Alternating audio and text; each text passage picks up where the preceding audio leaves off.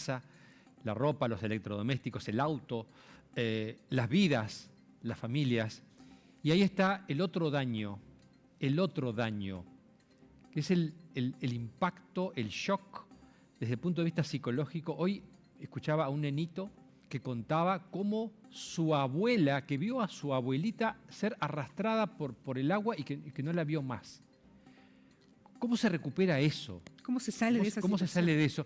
Y acá, bueno, vamos a consultar muy rápidamente y agradeciéndole a Anabela Serventi. Ella es psicóloga, ¿no? Es psicóloga y conoce perfectamente estas situaciones en general. Bueno, un gusto que estés con nosotros. Buenas noches. Hola, ¿qué tal? Buenas noches. Ahí los estaba escuchando lo que relatabas, esa escena del nenito viendo desaparecer a su abuela es ilustrativa de cómo se guarda la pregnancia de trauma en nuestra memoria y de cuánto puede durar, ¿viste?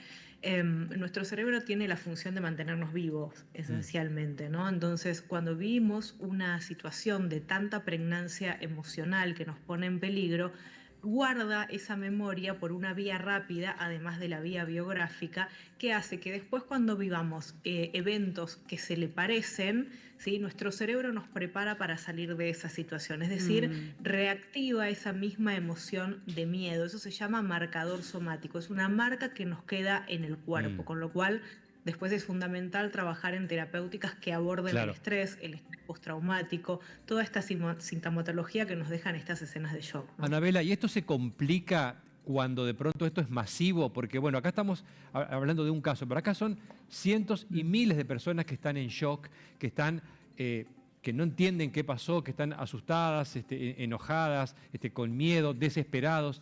¿Se complica cuando esto le pasa a cientos o miles de personas al mismo tiempo? Mira, por un lado se complica en términos de que se queda sin recursos la vecindad, ¿no? En definitiva, ya no hay una escuela a la que recurrir, no hay un consultorio médico, ¿sí? Todo quedó arrasado por este evento natural.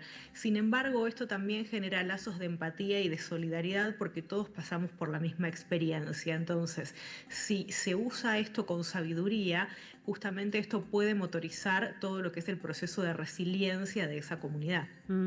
Pensaba mientras te escuchaba, Anabela, lo necesario que va a ser poder trabajar también la cuestión psicológica por todo esto que mencionabas. Digo, ¿cuánto tiempo va a pasar en donde se nuble en Bahía Blanca y la gente realmente sienta un miedo que no es un miedo como el que puede tener cualquiera de nosotros de precaución, sino un miedo real producto de la experiencia?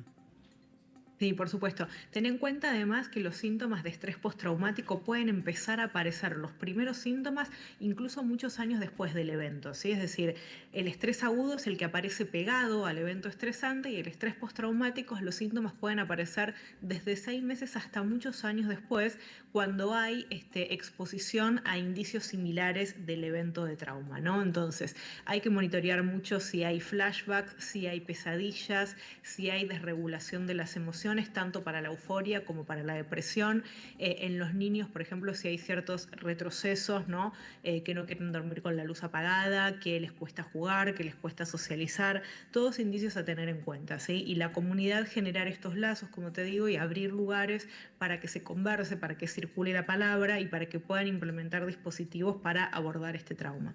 Quiero preguntarte si la desaparición de una persona, de un ser querido, genera algo peor que ante la propia muerte, porque de última uno piensa, bueno, está bien, alguien falleció, está acá, lo tengo, no está más, pero la desaparición, el no saber, y no solamente hablo de las niñas, no saber Sí. dónde están, no saber a dónde Sí. fueron a parar, eso debe generar un shock tremendo en la psicología de cualquiera también, ¿no? Sí, por supuesto. Se habla de duelos complicados. Ese es un condicionante que genera duelos muy complicados. Primero porque no se le puede dar cierre, ¿no? Claro. Las etapas del duelo, entre las que están la negación, la culpa, por ejemplo, ¿no? Hace que frente a estos condicionantes se profundicen, ¿no? Porque primero es la culpa de si podría haber hecho algo distinto para evitar lo que sucedió.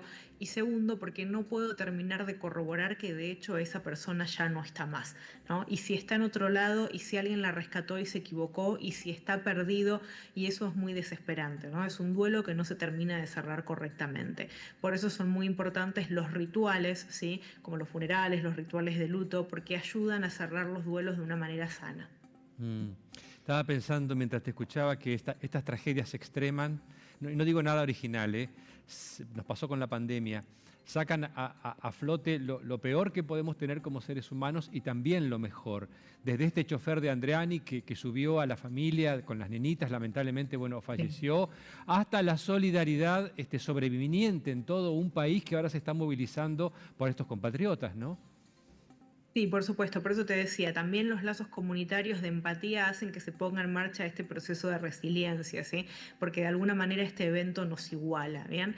Ahora, con esto de las campañas solidarias también, si me permitís, Sí. digo, hay una manera de organizar estas campañas para devolverles también la identidad a estas personas y no deshumanizarlas del todo, ¿no? Normalmente cuando hablamos de emergencias, hablamos de las típicas colectas de alimentos no perecederos, de colchones, de elementos de desinfección, ¿sí? Que está muy bien y que se necesitan, ¿bien? Pero estas personas perdieron todo.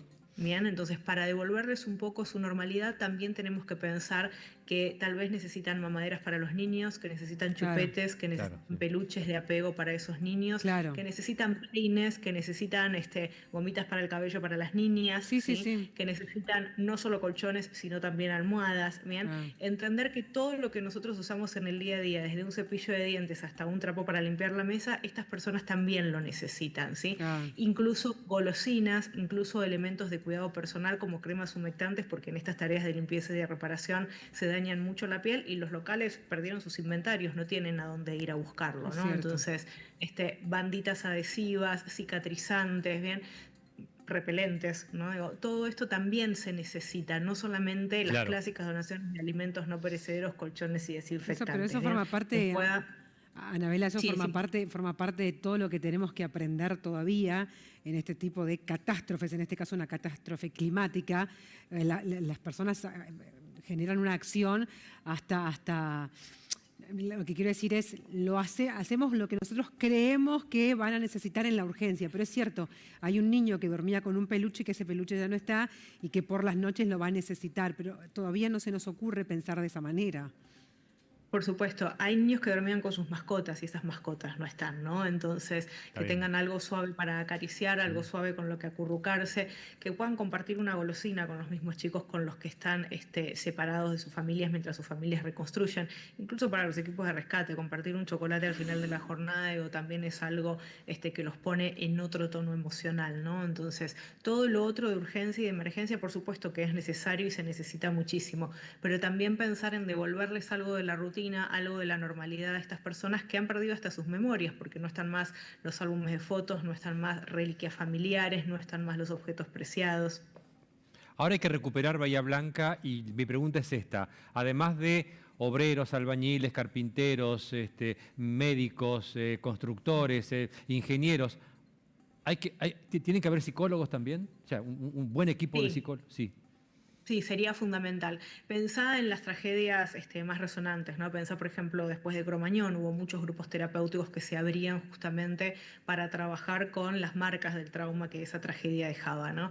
Dentro de la comunidad hay muchos lugares que se pueden utilizar para este grupo de encuentros.